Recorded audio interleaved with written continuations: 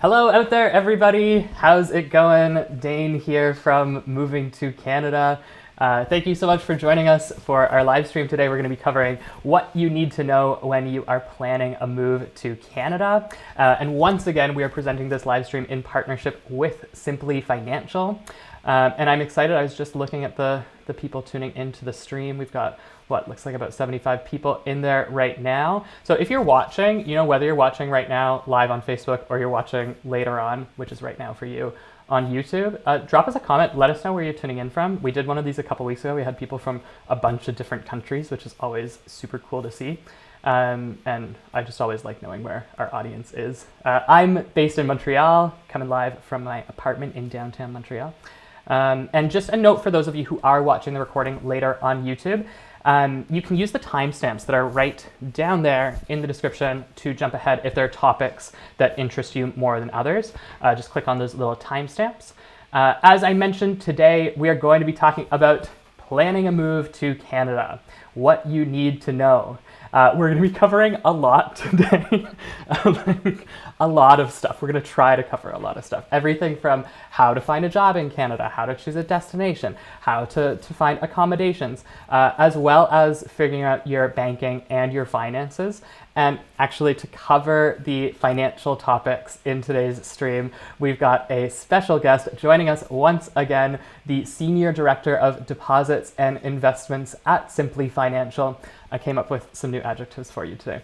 The formidable, the hospitable, and the inimitable Rohini Dhowan. Rohini, thank you so much for joining us again. How are you doing? I am doing great. I think I keep coming back for these intros because you do change them up, and I just love it. So thank you again for having me and for that amazing intro. Of course. If you keep coming back, I'll write you a new intro every Amazing. time. Great. So the way today's stream is going to work, Rohini and I are going to kind of split the expert role. So when it comes to the financial topics, those are Rohini's area of expertise, so she's going to be covering those in a bit more depth. And then for the non-financial topics on like employment, accommodations, all that sort of stuff, I'll be speaking to those and referring you to the many resources on the Moving to Canada website. We have hundreds of articles that we've put together on exactly these topics. So I'll give you a bit of a surface level overview and give you some resources if you want to dig a little deeper. That being said, Rohini, you're going to be speaking to the financial topics as the expert, but you have immigrated to Canada yourself, right? So maybe Yes. if you're down, you can share some of your own life experiences going through this Absolutely. process. Absolutely. Happy to share that. Okay, that is amazing. And I've just got confirmation. It seems like everything is working super well. And we've got people tuning in from all over. Oluwasegun from Nigeria, Leishan from Kenya, Iman from Bangladesh, P from Qatar. Yeah, people from all over the world, which is very cool. Amazing. And we did have a question from Pedro asking if the session is going to be recorded. Yes, you'll be able to watch it later on our YouTube, on the Moving to Canada YouTube channel, and also it'll appear on our Facebook page 5 minutes after the event is over. Sarah, before we jump into the informational portion of the event, just a couple quick housekeeping things. First of all, we are live, so if you have questions, drop them into the comments. I'm following along with the comments, so we'll try to take some of your questions as we go through. That being said, we've got a ton to get through today, so we might not be able to take all of the questions, but we'll do our best to answer a few of your folks' questions. And if you have specific questions about the financial topics, we do have a representative from Simplii, one of the creators of their New to Canada program, Mariam Mashiri, who's going to be following along in the comment section. So she can actually respond to your comments in the thread and answer any of the specific questions you have. And Mariam, maybe if you're watching, you can post and let people know where you are. You could let people know what your favorite song is off of the Lord Solar Power album, maybe. And if you don't have a favorite song, then I think you've got some homework tonight. And the second thing I wanted to note is that we're not covering immigration or COVID questions in today's live stream. We've got tons of resources on the Moving to Canada website, but I know we're going to get questions about who's allowed to enter, go to our COVID travel updates page. I update it whenever there's a change. It's a very robust resource, so you can get all of your information there. Unfortunately, we just don't have time to go into that today. And lastly, as I mentioned, today's event is produced in partnership with Simplii Financial. They've got a super cool offer for you folks to check out. A no-fee banking option specifically designed for newcomers to Canada. Whether you're already in Canada or whether you're still in the planning stage, I strongly recommend checking it out. And you can do that just by clicking the link right there in the pinned comment. So, housekeeping is out of the way. Let's open up our comments, make sure everybody seems happy. Oh yeah, everyone seems pretty down. Let's jump into our first topic for today, which is, well, I guess an overview of the topics. So we're going to be covering preparing for life in Canada. Then we'll talk about how to find a job, setting up your finances. Related to that is credit cards in Canada. We'll do a little overview of choosing a destination and finding accommodations. And then we'll talk about cultural differences, meeting people when you first arrive. And finally, Rohini, I'll give you a chance to talk through the no-fee banking option from Simplii that I just had mentioned. So the first topic is just a couple of notes on preparing for life in Canada.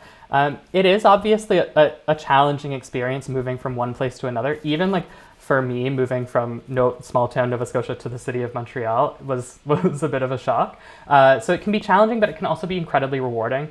Here at Moving to Canada, we always tell people, inform yourself, empower yourself. The more that you can do to give yourself the information, arm yourself with information about what this process is going to be like, the better prepared you will be if you encounter any hurdles along the road. And you guys are here at this live stream, which means you are already on your way to doing that. But we recommend, adopt a mindset of adventure, and you'll be pretty well equipped to handle the obstacles that come up. But Rohini, what was it like for you, planning to move to Canada? So I actually came in as an international student, so a lot of my preparation was around researching the universities, the programs they had to offer, also the support that they would have for international students. So I was actually pretty lucky that, so I went to the University of Western Ontario. Right. They actually had a international student kind of resource center, and somebody who was specifically as an advisor for international students who could help with answering questions before we arrived or once we were there. During our orientation, we were shown where the office was. We could go in at any time. It was kind of like a drop-in center, which was really great because they would have resources available in the international student office on things like, preparing for climate and, what you should have for accommodation and all the topics that we're actually covering today, which was really nice. And if you wanted to connect with other students, right, on campus who are from, all parts of the world or potentially from where you are, that was a great meeting point. It almost became a place where we could all go together and talk about our experiences. And also actually in the residence that I was in, I was put on a floor where other international students were also accommodated. So it kind of build a really nice community for us on campus, and especially through food, because everybody would cook cuisines from their home countries, and we'd go and eat together in the common areas, and that was really a really great experience as well. And learning about countries that I had not had exposure to, and again, we all felt like we were in it together once we had built kind of like this small community for us. So to your point, preparing, asking questions, and then having, some people who can, who are maybe already in the country, who can give you their experience. Maybe they've been there recently, so you can connect with them. Students who might be in the year ahead of the program that you're going into, that's a great resource as well to try and connect before you can come here. And obviously, I went to school many years ago, so the resources were actually limited, and now we have so many options, which is great through social media, through forums, and I just feel like the world feels smaller now, which is a great thing. Yeah, and for people who are maybe thinking like, oh, well, I'm not an international student, like I'm not going to be able to access those kinds of resources, like just be aware Canada like dedicates millions of dollars every year to settlement services, to integration services. So usually wherever you move in Canada as a newcomer, if you look up like immigration settlement resources in your area, there's going to be some kind of center, some sort of community organization where you'll be able to get some of the similar supports. It might not be exactly the same as what you got, Rohini, at a university institution, but there is some kind of like institutionalized, government support that should help you in that adjustment period. Great, so thank you so much for sharing that experience, Rohini. Let's go into our first topic of the day, and this is a popular one. We got a bunch of people asking just in the discussion thread ahead of time, how do I find a job? How do I get work in Canada? So the first topic we are going to be covering is how to find a job. And I'm going to be covering this one with some of the expertise and the resources we have at Moving to Canada. So finding your first job in Canada can definitely be a challenge, but there are steps that you can take, and you can do some of these even before you arrive in the country to really improve your chances. One thing I wanted to mention before we get into the 4 tips that you'll see listed on this slide is just people always ask us, can I get a job before I immigrate? And it usually depends on your immigration status and your authorization to work in Canada. So for example, if you're not yet in Canada, but you're approved for a work permit, or you're approved for permanent resident status, or let's say like Rohini, you have a study permit approval letter and a study permit authorizes you to work 20 hours a week while you're in Canada, then at that point, if you're applying for jobs in Canada, Canadian employers you can tell them, I am authorized to work, I can come and I can start working. If you're not yet approved, if you don't yet have that authorization to work, it's much harder to obtain a job offer, ahead of that immigration step.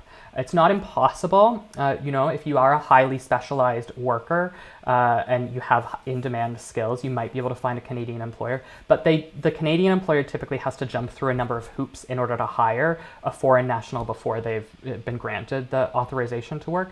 So they're kind of incentivized to look for people who already have that authorization. So it's not impossible, but it is a bit challenging. And you can still follow these steps outlined here, whether you have the authorization or you don't, whether you're in Canada already or you're not. These are some of the top tips that we recommend. The first one is Canadianizing your resume and cover letter. So your resume, of course, is that document that you submit with your work experience when you're applying to any job. And the resume that Canadian employers expect, it has a certain format to it. And that format differs depending on what country you're in. Like we sometimes see resumes come in from some Southeast Asian countries use like a longer format. The resume will be, 4 or 5 pages. It might have like a photo of the job applicant at the top of it, which is super standard for those countries, and that's great. But Canadian resumes are typically 1 page, maybe 2 pages, but usually only 1 page. And they're organized in a specific way. And even if you are a Canadian applicant, if you've been living in Canada for a while, there are also ways that you can optimize your CV or your resume. Sometimes it's called a CV here as well. And I'm just going to pull up a resource here for you folks to take a look at. This is a resource on the Moving to Canada website. I'll pop a link to this in the discussion section here in a moment. But it's our resource on finding jobs in Canada. And you'll see linked on this page, we've got a webinar here we did with Moving to Canada's founder, Rory Spillane. He's an immigrant to Canada himself, immigrated from Ireland, and he also runs a recruitment business. He runs Moving to Canada, and he also runs a recruitment business that recruits for international and local engineering and construction talent. So he really knows his stuff in this area. And if you watch this webinar, we do a live editing session where we take you through the resume and say like, actually, we're going to rephrase this. We're going to move this around. So if you're looking for like a step-by-step process, check out that resource because we don't have time to go through all of that in today's live stream. The other tips we have here are making sure you research your industry. Some industries are regulated in Canada. You require a certain certification or license in order to practice things like engineers, doctors, teachers, nurses, all those sorts of things. You want to familiarize yourself with the steps to get your certification or your licensing in Canada, and prep yourself to, like, if there's going to be a period, you might not be able to get that license for 12 months or so once you arrive in the country, and you want to, set yourself up in advance so you know what you're going to do for that 12-month period or whatever it may be, depending on the occupation. The other note here, the third point, is setting up informational interviews. So these are not job interviews. They are instead interviews where you're just chatting with somebody in your industry. So, if you want to work in tech in Toronto as like a software engineer, you might find someone on LinkedIn who has a similar position at a tech firm that you're interested in. Reach out to them and see if they're down to have a coffee if you're already in Toronto and it's safe to meet up in person, or, just have a virtual Zoom call and chat with them about what it's like working in that industry. And the last note here is to send targeted job applications. Don't send out hundreds of resumes, just the same generic resume to every job that you see posted. Choose the jobs that really fit your skills. Arrange your resume so that the responsibilities listed in your resume match those that are required of the job you're applying to, and make sure that you're taking an effort to show that company that you are interested in that job and you are interested in that company. Taking that extra step to kind of personalize it really goes a long way when a recruiter is looking through like 300 resumes that have come in. We also mentioned, in Canada, a lot of jobs are hired through what we call the hidden jobs market, just through sort of networking, knowing people. So taking steps once you are in Canada to meet people. Informational interviews are a great way to do this, but there might be networking events in your town or your city that you move to, and meeting people is a great way to find out about jobs that might not be posted online. So that's the fastest overview I've ever done on finding work in Canada. I'm going to go through some of these comments here and see if we've got any questions on that. But Rohini, can you talk a little bit about your experience, finding work in Canada? I know you started as a student, so that probably Yes. influenced it, but what's it been like for you? No, and again, back when I was looking for jobs after my undergrad, the policies and the rules were quite stringent. So we were actually not allowed to work off Oh, okay. campus during our college schooling years, which made it quite hard to gain, I would say, relevant Canadian experience. I know the policies have changed now, so I always tell people, when they think it's really hard, trust me, it used to be harder. Things have gotten a lot better, and it's really nice to see that the government did step in and address that need, because it kind of becomes impossible to, after 4 years of school or whatever your course is, you then go to an employer and they're like, well, you don't have any Canadian experience. Really hard to explain that, Right. and then have a counter kind of, circular argument. But the one thing I will say from my own personal experience, which I probably it took me a little bit longer to realize, but the power of networking, and networking was something that didn't come organically to me. I really had to push myself out of my comfort zone. I think this comes down to some of the cultural differences as well, which I know we're going to be addressing. But in back home, it wasn't really a thing to go to networking events or just setting up coffee chats with people, whether through for schooling or for employment. So it took me a little bit of time to get comfortable with the idea to approach somebody who's you've never met before. They don't know you, and how to kind of make that connection with them to say, I just want to have a coffee and learn more about what you do and what your what kind of your role entails, because you're also learning about new industries through conversations like that. So that is definitely something that everybody should kind of look for those networking opportunities, as you mentioned, Dane, Mm-hmm. with either people who are already here in the country, if you're not here yet, trying to connect with them through those forums or through networks, through schools that can provide that. And now, there's huge networking events that happen on campuses as well. So definitely take advantage of that. And, being a hiring manager, I can speak from that perspective as well. Having somebody who comes in through, let's say, a referral, because the thing is, everybody, at the end of the day, your resume gets selected based on your credentials. So that's kind of baseline. And, a lot of people have the same credentials to offer. But what makes it different, what gives that little bit of a, kind of an edge or step ahead is that, somebody else can speak on your behalf, either to the work that you've done or Right. who you are. And that does go a long way for a hiring manager who is looking through hundreds of resumes and trying to figure out, are they going to be the right fit? And obviously you can determine more when you actually have an interview or a conversation with them. But Right. having that backing really does go a long way. So that is something I would highly recommend that everybody look into and start engaging in before you're at that crunch time to, oh my God, I really need a job now. That's really Yeah. not the best time to approach employers, right? You have to build that relationship and give yourself that runway. Yeah. Yeah. Those are really great tips. And look, if you're like me and you really dislike networking, it's hard to get into it. It feels like I'm an introvert. I prefer to spend my evenings at home, like watching Grey's Anatomy reruns. But There you like, go. push yourself out, and it's like any skill. The more times that you do it, the more you get used to doing it. Yes. So even if you're an introvert, Yes. you too can master the skills of networking. That's right. And we've got a few questions coming in about specific industries. So like Josh is asking about jobs as caregivers.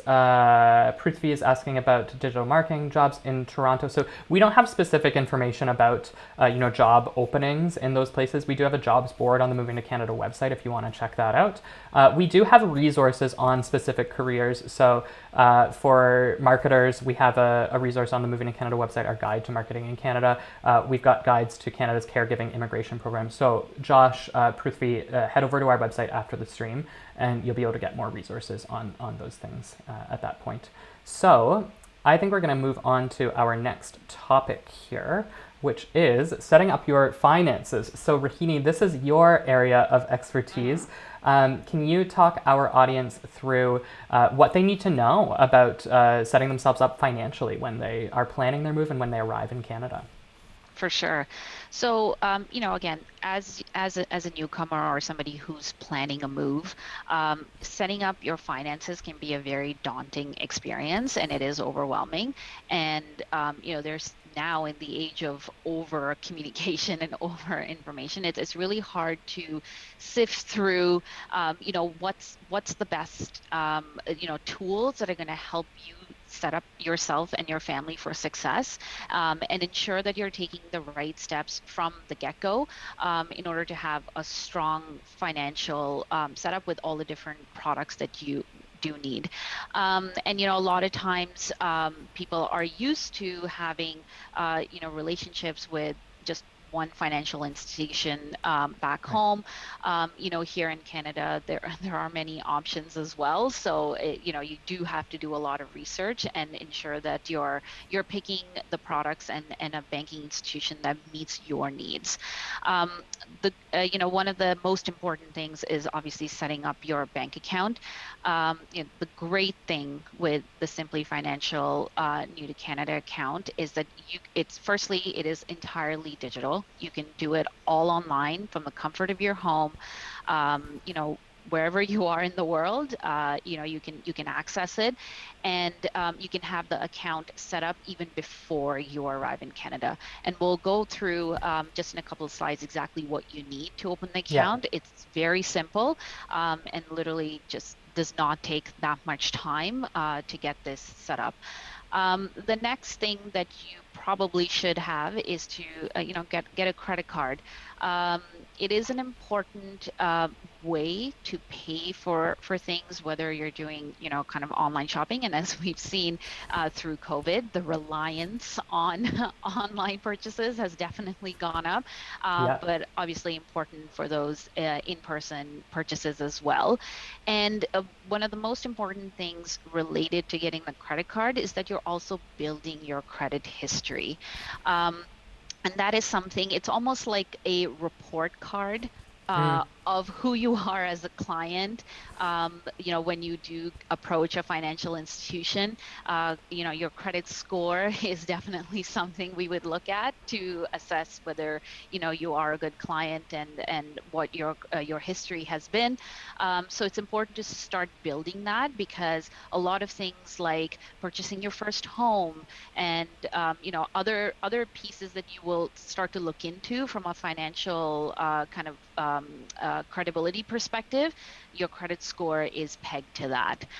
So it's definitely important to look into getting a credit card. And again, I'll speak to our credit card offering, which is completely no fee, and all the great benefits that you get in form of cashback rewards, which is always great. Getting that extra cash definitely will come in handy as you're setting things up. And Um, yeah. I'm just going to pause you for 1 second, Rohini. I believe I may have just had a little internet blip.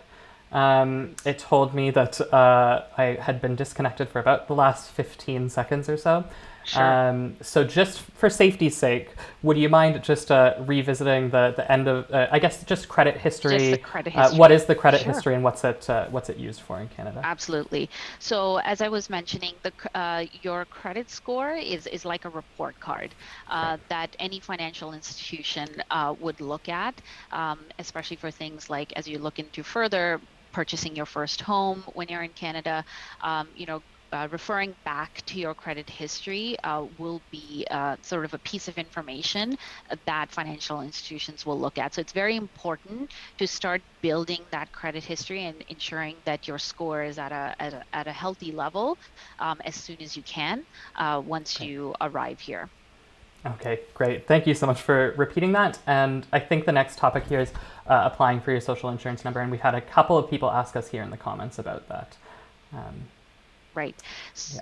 So applying for your SIN number, which it's referred to, is a requirement in order to work in Canada. So if you are coming to Canada as a foreign worker or as a foreign temporary worker, whatever your status may be, you do need a SIN number in order to basically get paid. So it is definitely something that one needs to look at as soon as you kind of have your employment set up. Yeah. You have your offer letter. You can apply it all online or in person and by mail. And this is done after you're in Canada. So this is not something you can apply for before coming in. Yeah. For the online process, for example, you have to submit like proof of address. And That's right. online is usually, it might be easier, but in person is usually faster if you're That's looking for a right. little pro tip there. We've got some people asking, about opening the bank account. WP Marion asked us, can a bank account be opened before actually moving to Canada? So I think that leads us really well into our next topic here, Rohini, That's which great. is the overseas account opening, which isn't an option with all banks, but it is an option with Simplii Financial. So can you talk us through what that looks like, opening your account from overseas? Absolutely. And thanks for mentioning that, Dane, because this account open process, while you're not even in Canada yet, is definitely a unique feature that comes with banking with Simply. And as you can see here, there's really only two things you need. You need a valid passport with a photo ID. As kind of your identification. And then you need your eligible Canadian immigration documents. So that could be anything like port of entry, your study permit, or your PR. Okay. And really, once you have those two, you can apply all online. For the account. Once the account is open, you can start sending funds in any currency from any bank account that has Very cool. your name attached to it, which is, again, just such a simple and easy process and takes away a lot of the headache of trying to worry about, okay, is my account open? How do I get funds in? It's a very easy and simple process. And then once you arrive in Canada, we will send you your bank card through courier based on where you tell us that you are residing and Right. you're staying. So you do need an address for that. And then, all you have to do is just pick a pin and get the card set up. And you can do this all over the phone. Again, no need to worry about, where to go. And it's all at the comfort of where you are once you arrive here. So again, the process has been made quite simple. Simplicity is in our name, so we definitely live up to our standards with this account and the opening process. Yeah, that's great. We've had a few questions come in here, Rohini. I'm wondering if we can try to tackle a couple of them. Leo was asking us about, it's not about the account opening process. We're going to go back one slide to Sure. the credit cards. So Leo was asking about like how long is it going to take to like build a credit history? He specifically mentioned a mortgage, but is there like a hard number you can say? A year later you'll qualify for a Yeah. mortgage. Yeah, it's hard to assess that because it really does depend on, your level of spend on the credit card, what credit limits you have been approved for on the credit card, that basically allows you to start spending. And obviously, the most important thing to remember with the credit card is, making your payments on time, being a Of course, good yeah. being a good client, and then following those kind of rules helps with building your credit history. Unfortunately, there is no specific time limit that we can say that after a certain time you're good to go. The important thing is to start as early as possible. So as soon as you arrive here, getting the credit card and starting to use it, and ensuring that, the credit limit that you get is obviously meeting your needs for yourself and your family on how you're going to be using it. That's the most important thing. But yes, there's no set time limit that I can, kind of speak to right now. Great. Yeah, I think that makes sense though. Everybody's experience is going to be different, Yes. and it's going to depend on how you behave financially and what kind of mortgage you look like, all of those different factors. So Natalie asked us a question. It might be maybe Miriam will have to jump in here, but you might know the answer to this off the top of your head, Rahini. Regarding the Simply financial account, if it's opened overseas, is there a maximum amount of funds that they can transfer before arriving in Canada and activating that account? So actually, there's no really minimum balance required to keep the account. Miriam, maybe you can just add to, is there a specific initial transfer limit that is required? Miriam can definitely answer that. But once you get the account, you do not have to maintain a minimum balance within that account for using it here. That much for sure we can confirm. Great. Um, so Miriam will jump in there for you. Natalie, and I'm going to answer Miguel's question here. Who asked, what is a port of entry letter, which is one of those eligible immigration documents. A port of entry letter is the letter that Canadian immigration sends to you if you've been approved for a work permit, if you've been approved for a study permit.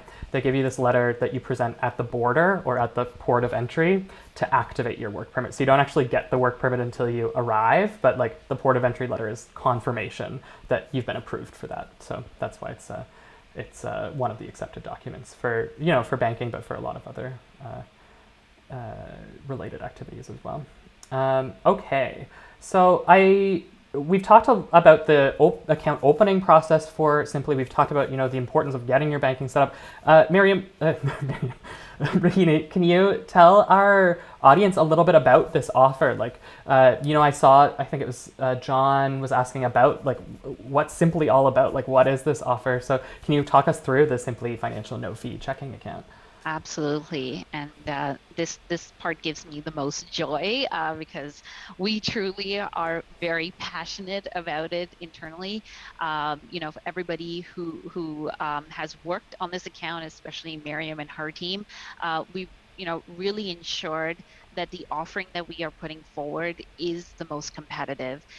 It is the simplest offering out there in terms of activating and getting your account, plus ensuring that all the features that are enabled through this account actually will help in your day-to-day life, also to keep connections back home, because it is so important when people come here. Sometimes, you're working here and supporting families back home as well. The features through this account make it very easy to do that. So the first one, as I had briefly mentioned, it is a complete digital account opening process. You can do it before you arrive. So that's pretty self-explanatory, but also one that sometimes we take it for granted, but it really is a huge sense of comfort that you can do this in your own time from wherever you are, Yeah. to in order to get the account. So that's definitely the first kind of hurdle that you can say, I don't have to go through a complicating process. The second one is really around our no fee offering. So, I would say depending on where you're from, the idea of a no fee or free banking is probably one that you're used to, but it is not as common, I would say, in Canada, from Nope. banking in Canada.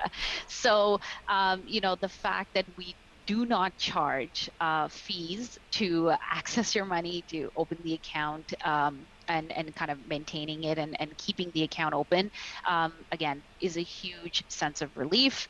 Yeah. You don't have to worry about getting nickel and dimed, just for living your life. And trying to worry about the more important things. So that's definitely a great feature. As I touched on specifically, you do not need to keep a minimum balance. And the reason why it's important to call this out is because, again, a lot of banking offerings will mandate that you keep a certain minimum balance in order not to get charged fees. Right. So the great thing here is we don't charge fees anyways, so you don't need to have a minimum balance either. The other great thing is the fact that you can do unlimited transactions, and that's with whether you're using your card to make purchases, or even what we have here, which is called email money transfer. So again, Mm. a feature that's probably not as well known around the world, but you can actually send money to your friends and family who are here locally just by using their email address. And the money goes straight from your account into their account. And so you can do as many of these as you want. You can make as many purchases using your debit card. And again, Yeah. no fees tied to that fact. And And that's great. Like I use email money transfers for those of you who aren't familiar with them. I use it multiple times every week. I use it to that's pay it. to pay for everything. I go for dinner with my friends to split up the bill and send them yeah, I use it all the time. There you go, exactly. And usually the money is received by the person in minutes, right? Yeah. It just depends on the amount that you're sending as well, but it is really a very convenient feature that, again, I don't think is that well known or used around the world. Cool. The third feature is around the no fee cashback credit card, which we touched on. One of the great features of this card, again, going back to you don't get charged any annual fees. Again, it is very common to have credit cards in Canada that charge you a fee, especially for a card that is giving you cash back. So, or if you have any rewards tied to the card, usually there is an annual fee associated with it. We don't have that. Um, and in terms of, we have a tiered kind of cashback offering. What's great is that you get 4% cash back on all your restaurants, takeout, coffee shop purchases, which I know at least Canadians who have been in lockdown for a long time, when things finally started to open, it was definitely something that people were Yeah. doing, getting out there, again, living your life. And what's great is that you were getting cash back for Four spending. percent too is like a lot. That's a lot. I There mean, you go. from my subjective opinion. Uh, But trust me, a lot of people agree with you. Again, a lot yeah. of these features that we have built into our products were based on listening to feedback from clients, like what they wanted to see, right? Like what are the most common places where people are using their credit cards. Yeah. So if you do your takeout deliveries, or you're actually starting to enjoy patios and going out, you get the 4% cash back. Amazing. Um, the other great feature is, which I touched on as well, is the credit limit. So what's really hard for newcomers, especially, is a lot of people be like, well, that's great. I have to get a credit card and start building my history, but I actually need a card right away to start doing that. And what's great is that you do not need Canadian credit history in order to apply for the card, and getting approved for in most cases, and getting a limit of $10,000. Again, very rare for an Hmm. offering that's targeted towards new Canadians that will offer you this kind of limit. So, just the credit card component itself really ensures that, again, you have that backing and support from a financial perspective to pay for things as soon as you come, to start building your credit history that's only going to help you for future financial products that you get in Canada, and building your life here. Yeah. And again, it's headache free. You don't have to worry about getting nickel and dimed. And again, the advantage of being a Simply client is that you'll get special offers. The more you bank with us, the more benefits. Yeah, it's great. And I see Julianne just commented, banking is free in the UK, where they're based. So having to pay for it is such a foreign concept. So it's great to know that this kind of option exists. Yeah, That's cool. right. All right. So jumping into number four. So again, this is a very unique and exclusive offering through our Simply banking offer, which is a service called Global Money Transfer. So this goes back to, again, you're in Canada. You're working here. You're here building your life, but then you also have responsibilities back Hmm. home. And especially over COVID, we saw this where physically people weren't able to go back home and be with family and friends. Yeah. Having a service that allows you to transfer your funds from your Canadian account into the foreign bank account that's tied to your relatives or family that you're sending your money to, was a huge benefit. Yeah. Um, Again, a whole feature which is not that common is not having transfer fees. So usually, if you Mm. are using one of the money provide remittance services, you do get charged a fee for literally just sending your money. So what we have completely removed that. You basically send the money straight from your account to directly into their account. There's no kind of middle broker involved. And Cool. really what you're paying for is the foreign exchange fees, which everybody has to pay for converting your Canadian dollars into the foreign currency that you're paying. But apart from that, there are no transfer fees associated with it. Recipients can get their money um, within 2 to 3 business days at most. So again, a very quick and easy process that you can do all online through your no fee checking account. I mean, that's a great offering. And we've had a question come in from Diana, just a bit of clarification on the money transfer. Diana says, it's great that you can send money to your relatives, but if you do create an account, is it also easy for your relatives to send money back to that account? For example, sending it to an international student in Canada.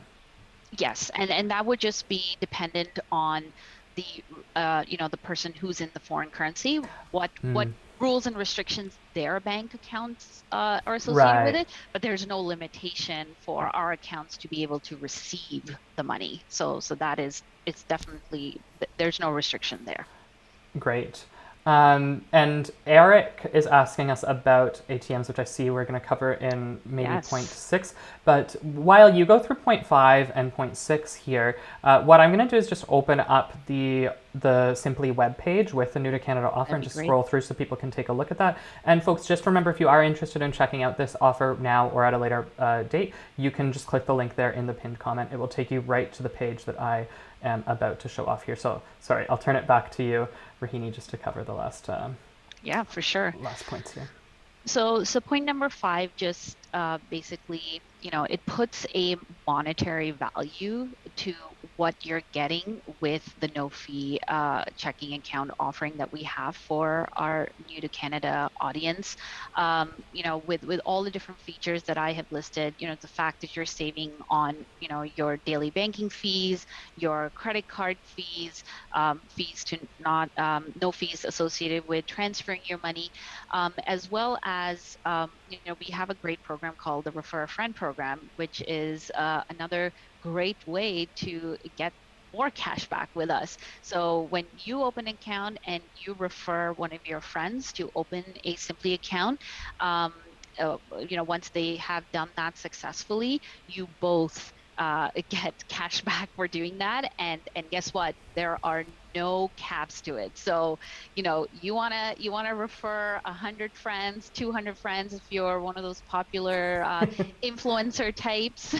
uh, Go ahead. You can absolutely do that and take advantage of it. So the total value that you're getting with our offering, is about $1,300 in, from a per year perspective. Which again, the reason why we mentioned that is just that it helps to, again, monetize it and see a number of what you're getting back. It makes it more real and something that's relatable to say, oh, that's great. I can use that $1,300 towards rent or Right. something else, right? That you're looking to pay for. Buy furniture, whatever that might be. Buy 100 Domino's pizzas. That's it. Who are we to judge? And Exactly. you can even take that $50 friend referral and take it to your networking gigs, guys. Yeah. That's it. That's it. You said it. I didn't this time, Dane. I'm not going It's to say true. that's the best way to make friends, but hey, if that floats your boat. That's great. So yes, and thank you for mentioning the referral amount. So it is, you get $50 and your friend would get $50. Great. So again, a really great feature that's built in and is definitely available. And then the last point about ATM access. So you may wonder, well, if you're a digital bank, how do I actually get my cash? Right. Where am I accessing that from? Because as we know, there are purchases where you do require cash. Not everything is through electronic transfers or paying with checks. So the good news is, as we are the digital banking arm of CIBC, you have access to your money free. Again, you don't get dinged for accessing your money through these ATMs across Canada. So that's a really great advantage, and having access to that broad network is definitely, again, gives you peace of mind and an ease of use of getting your money wherever you need it. Great. That's wonderful. Thank you so much for sharing this. And I mean, it really seems like a great offer. So I strongly recommend to people, click that link, check out the Simply Financial no fee checking account. All of those rewards and perks are listed on the Simply website, and that's right there in the pinned comment. But let's get through a bit more of the content that we've got here. I see a bunch of questions coming into the discussion thread, but it seems like Miriam and the Simply team are doing a really solid job of answering those. So I'm going to go on to our next slide here, which is getting a credit card. We've kind of covered a lot of this already, but maybe, Rohini, you can just give a quick overview, refresh on the most important things for newcomers to know about credit cards in Canada. For sure, for sure. And one of the most important ones that we talked about was it's a great tool for starting to build your credit history, which may help you with other financial products and other ways that you are trying to settle your life in Canada. So it's definitely an important piece that you need to focus on.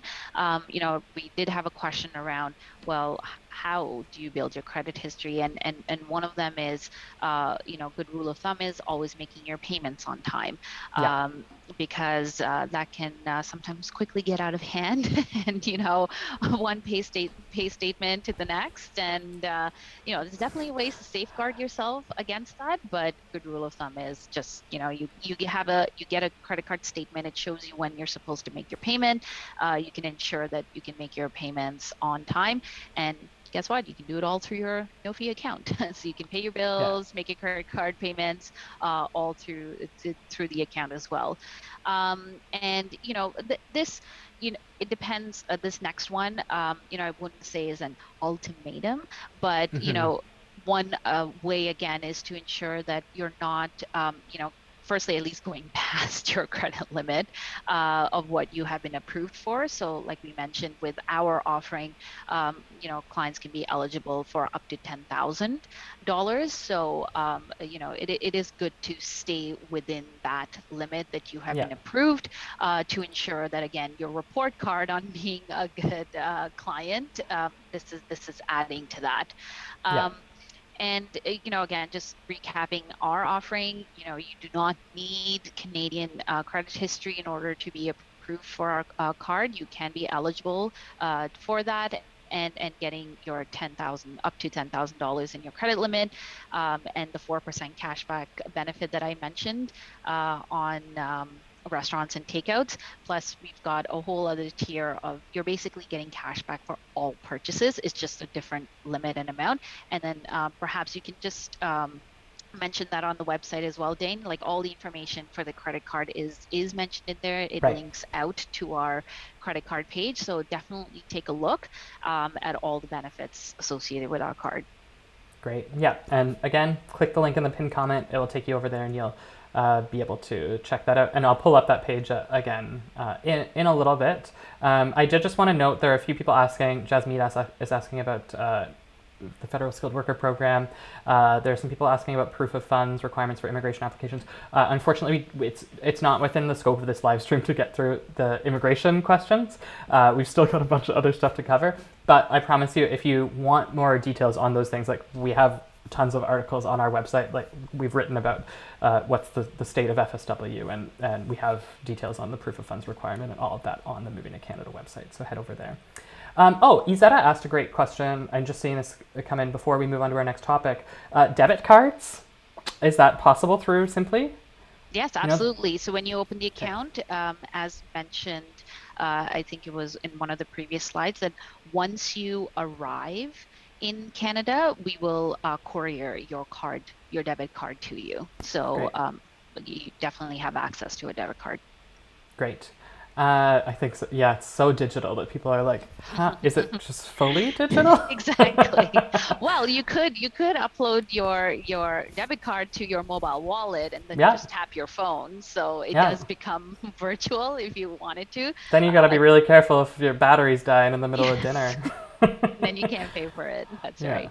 Or it's a great way to get your date to pay for dinner. There you go. I'm going to go on to our next topic here. I think we're going to go a little bit over an hour today. But I'm going to move on to choosing a destination in Canada. And I'm going to cover this from the Moving to Canada expert perspective. I'll get Rohini to share some of her experiences going through this process herself. But when you are choosing a destination, the first thing, when you start doing your research, you'll realize is that Canada is giant. It is giant. There are so many places that you could possibly live. So we usually recommend a few important considerations, and these might be more or less meaningful to you depending on your circumstances.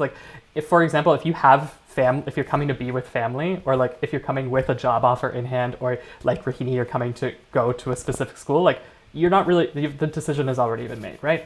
But if you get to choose, then we recommend considering, first of all, the climate. Can you handle the Canadian winter? That's right. How was your first winter? Oh, not good. I had a pair of sneakers and jeans, and that's what I was equipped with. So yeah, I learned the hard way.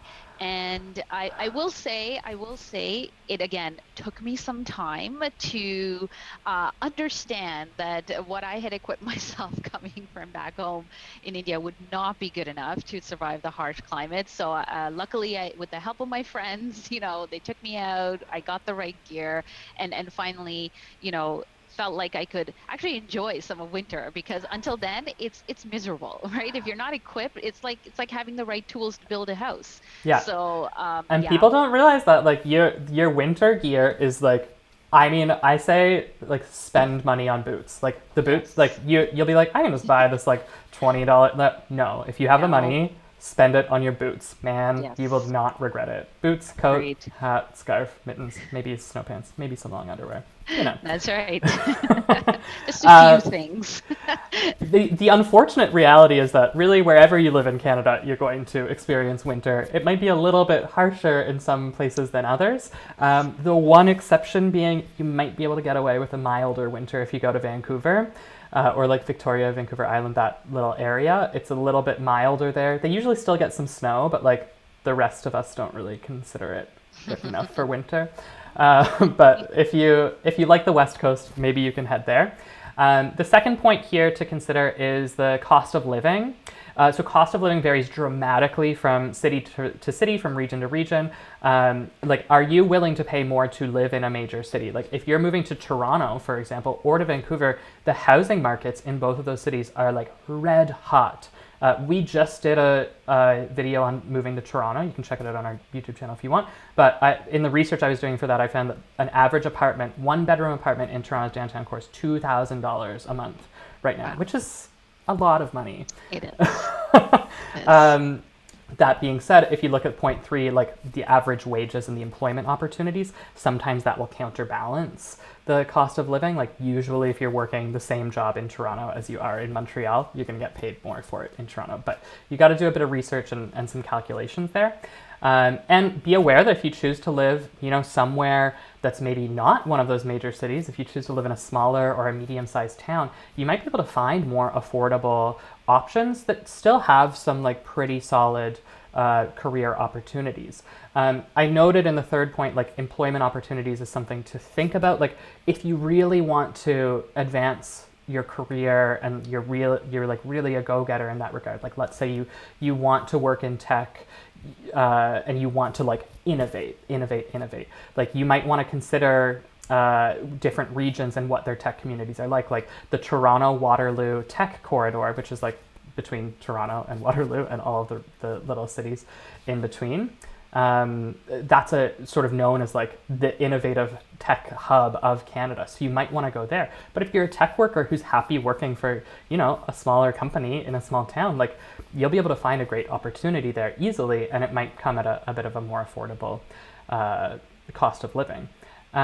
The fourth point we think people should consider is newcomer communities. And this is really a matter of preference. Like some people, when they come to Canada, they really want to be surrounded by like-minded individuals, by people who might share family history, people who might share cultural history, people who might share religious history. And so they choose to live in neighborhoods or cities that have a higher density of immigrants from their region.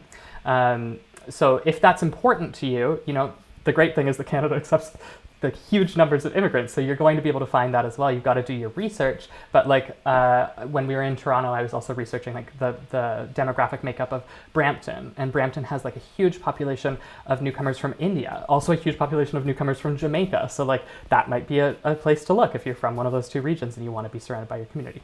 Lots of people are super down to just kind of go it independently, and if that's you, then you can choose what you'd like, but just be aware that you do have that option if being connected to other like-minded newcomers is something that's important to you.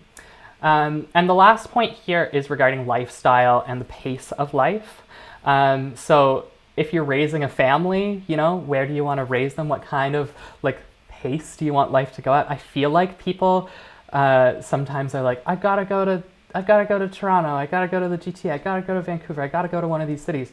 Man, if you like are willing to open your mind to like the smaller town options, like I'm from a small town in Nova Scotia, it's called Truro, it's like 50,000 people. It's like a little farming community, but they've had a ton of newcomers immigrate there over the past 10 years. It's a really I raised chickens for my childhood. I walked in infinite forest behind my house. It was a lovely time. So it's just something to consider, and don't get too caught up in the hype. Really think about what it is that's important to you and what you want from this move to Canada for yourself and for your family if you're immigrating with them, and make the best decision after you have informed yourself appropriately. So Rohini, do you you live in Mississauga now, right? I do. And we live in a nice little community in Port Credit, which is it's right by the water. And the reason why we, came here, and obviously we've been lived in a few different cities as well. But it's for that community feel. Honestly, it feels like Mm-hmm. everybody knows each other. I wanted that for my kids, going to schools in the area. Parents have a nice little community here. You always know what's happening. Even the schools, like they're built around parents. Well, they used to be parents who are now the admin staff at the schools, helping out so many like little sports leagues and other community events that you can, get involved in. You can volunteer and support your communities through that as well, and Mm-hmm. fundraise as well for different causes. We love that. But I will say, when I was a student living in London, Ontario, it was not a lot of fun. Was surrounded by farms. So it wasn't until I did come to Toronto downtown that I felt like, and again, it's based on where you come from, right? Like I'm very used to living in big cities around the world. So Toronto felt more like, aligned with how I had been living my life.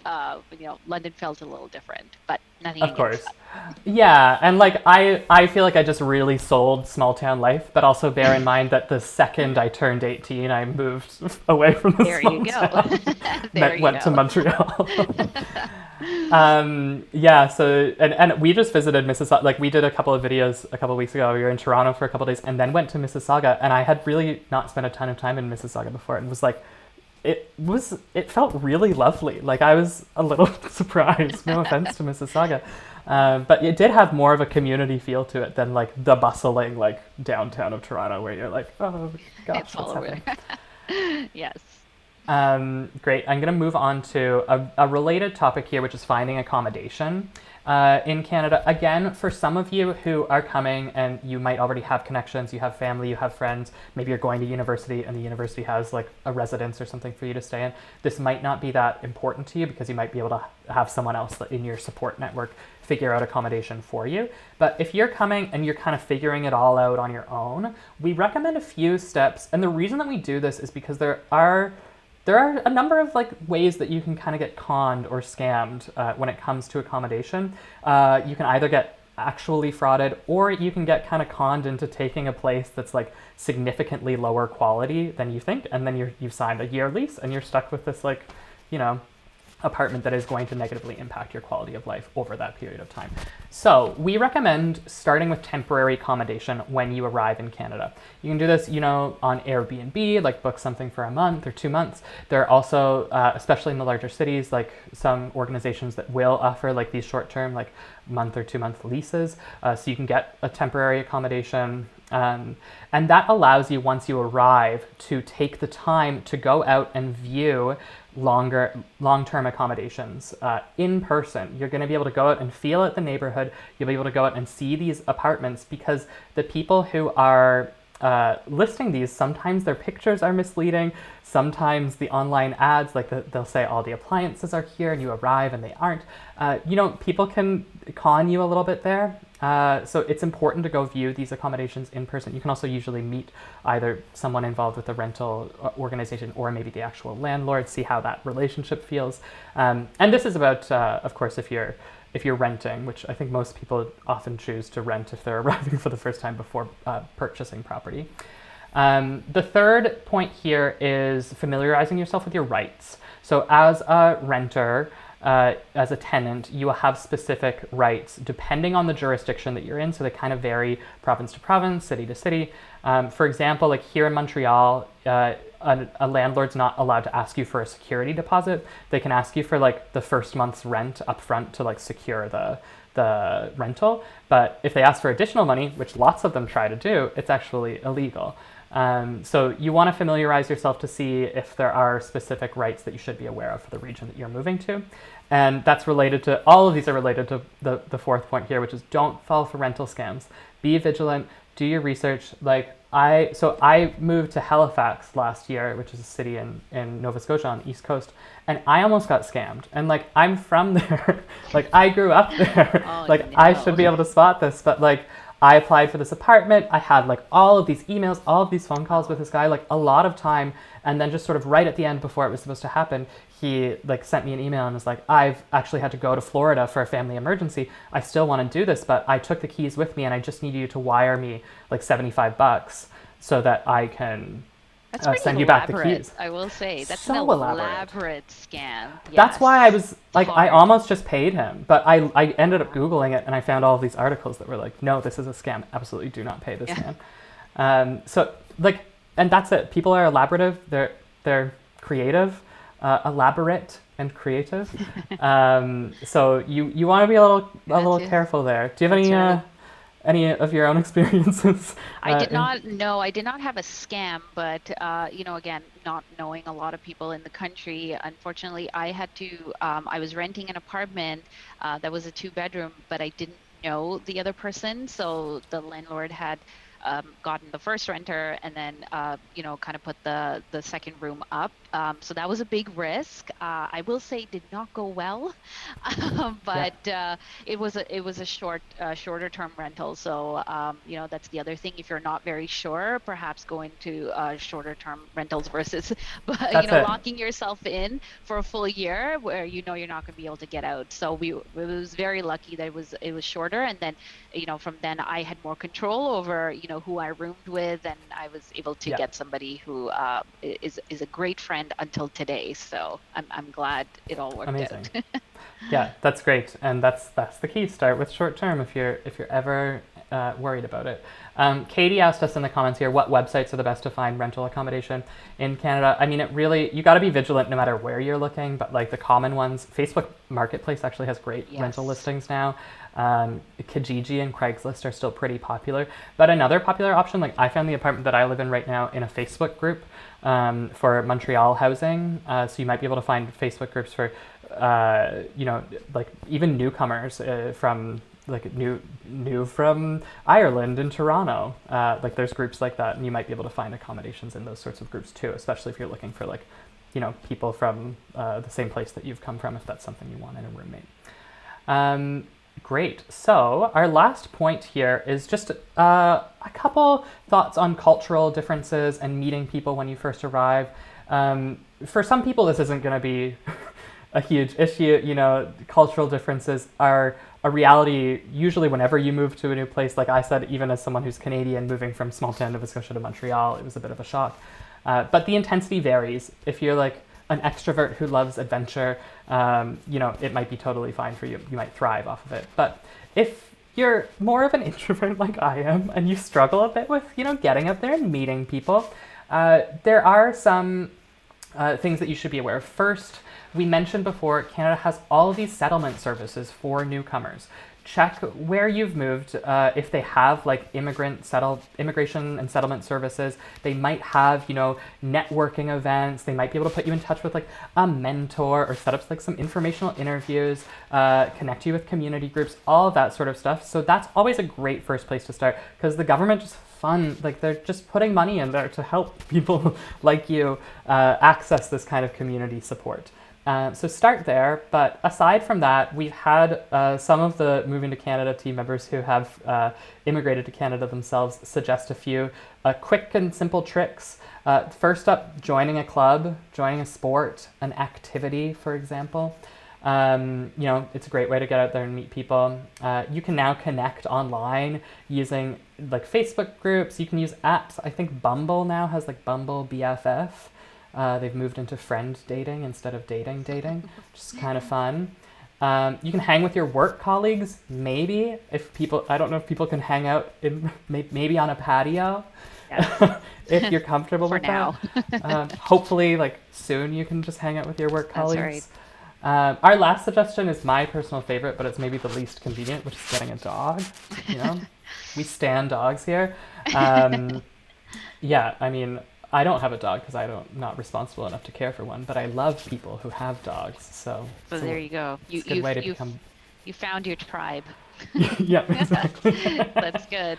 I just wanted to mention on the point of hanging out with your colleagues, a Yeah. huge one. Honestly, that was the one for me that, again, my colleagues from 10 years ago when I first started, over 13 years ago, actually working at CIBC.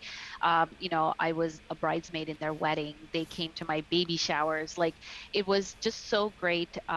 And this is testament to working at CIBC, just finding people that we had a lot of commonalities. We met outside of work. We wanted to hang out with each other outside of work, which was really great. And again, a huge network that you just kind of walk into, right? So definitely Hmm. take advantage of that. And, again, book lunches, book coffees with them, find out more about them, and see what you might have in common, and build on that outside of work hours. It's just such a great resource and a way to meet new people. Yeah, it is really great. It can be really great. So it's Yes. also okay if you might have a bad job, and that's fine Oh, too there you go. sometimes. That's fine. Then you just got to look Um, for a new job, going back to yeah, how to find a new job. exactly. And just remember, folks, if you are struggling with your transition, like, it's not uncommon. You're not alone in that, and don't be afraid to reach out for help. Friends, family. It's 2021. Reach out to a mental health professional. Like, get some therapy. No shame in that sort of thing if you are struggling. But hopefully, some of these tips will help you, so you can maybe inform yourself and give yourself a bit of that foundation to overcome some of these obstacles if you do encounter them.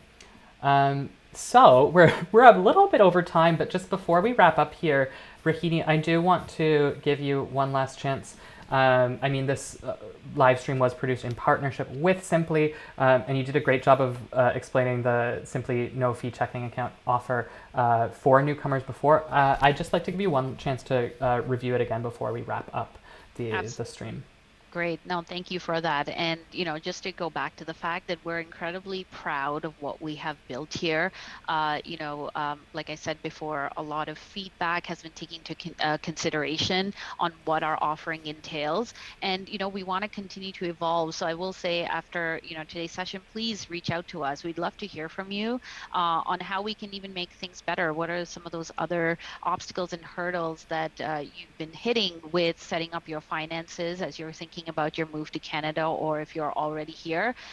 Again, great thing about our account, it's just the peace of mind of not getting dinged with additional fees and those niggly things that you have to worry about. There are more and more important things to worry about as you build your life in Canada.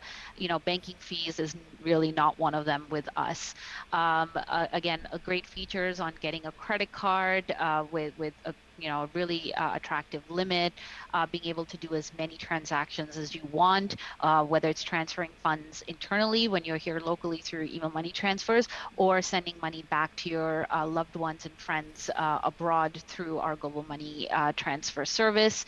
And then again, having access to your cash whenever you need it, 24/7 through our ATM network, and also having the support through our call centers as well with any of your banking needs.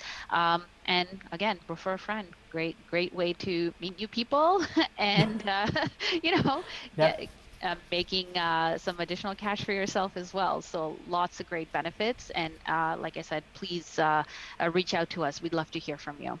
great. And I was just scrolling through the offer there on the Simplii website for you folks who want to check it out. Just click the link in the pinned comment, and it'll take you right there. So let me just get us tidied up here for the end. Okay, so Rohini, thank you again so much for doing this. It's been a pleasure to have you on doing these live events twice now. Like, I feel like we're Yes, getting good at it. that's right. Yeah. Becoming a pro. Oh yeah, no, it's going great. I'll just take a look at our comments and see if we've got any final questions coming in. Otis is asking us, can they rewatch it after it ends? It's going to be available on the Moving to Canada Facebook page. It usually takes Facebook like a couple minutes to process it, but just check our timeline and it'll be up there here in a couple minutes. And we'll also post it to our YouTube account tomorrow. And then just, some people thanking us. Eric says, thank you for the information. It's really nice. Otis says, thank you. Amit Jeet says, looks like a revolutionary credit card account. Well, thank you, Amit Jeet. So yeah, looks like people have enjoyed and hopefully benefited from this. Thank you all so much for tuning in. Always a pleasure to bring you guys the latest information and resources on immigrating to Canada on everything you need to know if you're planning your move. Rohini, thank you. It's been a pleasure. Thank you And very much. And like I said, I'm going to keep coming back for those fantastic intros. So this is probably not the last time you'll see me. But thank you for the opportunity. Really appreciate it. And I really enjoyed myself. of course. And thank you guys so much for tuning in. We will see you next time. We've got immigration news and updates, or when we're doing another seminar on information you need to know when planning your move. Thanks again. We'll see you next time.